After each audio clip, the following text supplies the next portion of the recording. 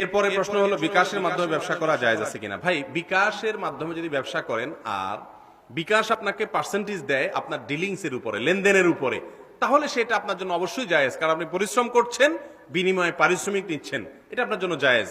কিন্তু বিকাশের যে টাকাটা আপনার বিকাশ অ্যাকাউন্টে জমা আছে, অথবা এই জাতীয় যে মোবাইল ব্যাংকিং গুলো আছে অ্যাকাউন্টে জমা আছে, সেই টাকার উপরে যে সুদ আসে সেটা খাওয়া ভোগ করা কি নাই, জায়েজ নাই, কারণ আল্লাহ রাব্বুল আলামিন সুদকে হারাম করে দিয়েছেন। এজন্য বিকাশ বা এই জাতীয় মোবাইল ব্যাংকিং এ সুদ অফ করে রাখা যায়, সিস্টেম আছে, যারা জানে তাদেরকে বললেন আমি সুদ নেব না, সুদ অফ করে দেন, তাহলে আপনার টাকা থাকবে, সুদ আসবে না, তখন আপনার জন্য আর হারামের কোনো কারণ থাকবে না। আর বাকি ব্যবসায়ী হিসাবে ব্যবসা করলে যদি পার্সেন্টেজ হিসাবে পারিশ্রমিক দেয়, সেটা আপনার জন্য নেওয়া জায়েজ, সুদ দিলে সেটা নেওয়া কি নাই, জায়েজ নাই।